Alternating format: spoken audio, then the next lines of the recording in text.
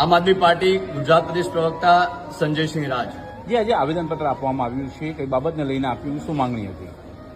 સૌથી પહેલા તો આ ટ્રેડ ડીલનો જે મુદ્દો છે, આ ટ્રેડ ડીલ નામે જે સોદો થયો છે એ ખેડૂતોની કમર તોડી નાખવાનું કાર્ય કર્યું છે।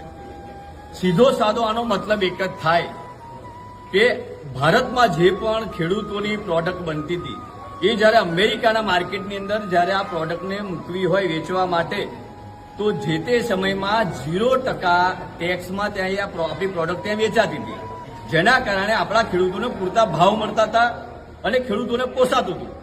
હવે એવી ટ્રેડ ડીલ નક્કી કરી અને જે તે સમયમાં અમેરિકાની જે પ્રોડક્ટ અહીંયા ભારતમાં વેચાતી હતી ત્યારે એવરેજ સરેરાશ દરેક પ્રોડક્ટનું ભેગા કરીએ તો 30% જેટલો ટેક્સ અહીંયા આપણે વસૂલતા હતા અમેરિકાની પ્રોડક્ટનો।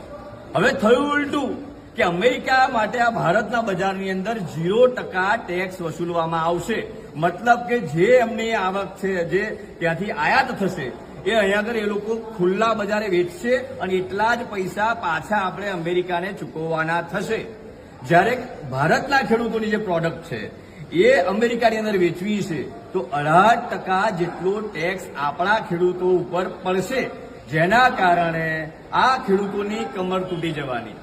અમેરિકાની અંદર જે ગાયો ભેંસોનું ઉત્પાદન, જે દૂધનું ઉત્પાદન થાય છે, ત્યાં તમને કદાચ ખબર નહીં હોય, ત્યાં આગળ એ ગાયોને ખાણદાળમાં ત્યાંનો જે ખોરાક છે એમાં મિક્સમાં નોનવેજ પાવડર ફોર્મની અંદર એ ગાયો ભેંસોને ખવડાવવામાં આવે છે।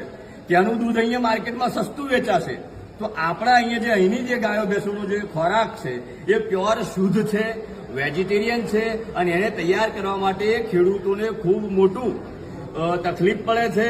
એ બધા ખોર ખાતર તૈયાર કરવા, મોંઘા મોંઘા બિયારણો, દવાઓ, ખાતરો અને એમાંથી જે ખાદ્ય પ્રોડક્ટ તૈયાર થાય આ પશુપાલન માટે એ ખૂબ મોંઘી પડે, જેના કારણે અહીંયા જે દૂધ છે એ મોંઘું વેચવું પડે અને ત્યાંથી જ્યારે દૂધ વેચાતું અહીંયા આગળ આવશે ત્યારે સસ્તું થશે।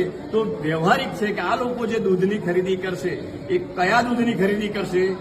એ અમેરિકાના માર્કેટમાંથી જે આવશે। એટલે આ કતરી રીતે અહીંના ખેડૂતોનું ખૂબ મોટું નુકસાન દરેક પ્રોડક્ટમાં જવાનું છે। સીધો સાદો મતલબ છે કે અમેરિકાના જે ખેડૂતો છે એમને 54 લાખ જેટલી સબસિડી ખેડૂતોને મળે છે, તો એના એવરેજમાં આપણા ગુજરાતના અને દેશના ખેડૂતોને 21,000 રૂપિયા જેટલી જ સબસિડી મળે છે। એની સામે કેટલું બધું વેચવાનું? આ સોદો કંઈક ના કંઈક અંશે આ એપ્સ્ટીન ફાઇલ, જે જેફરી એપ્સ્ટીન ફાઇલની અંદર સોશિયલ મીડિયાના માધ્યમથી જાણવા મળે છે કે આ મોદીજીનું નામ આવે છે, તો એ નામના કારણે એપ્સ્ટીન ફાઇલને દબાવવા માટે ક્યાંક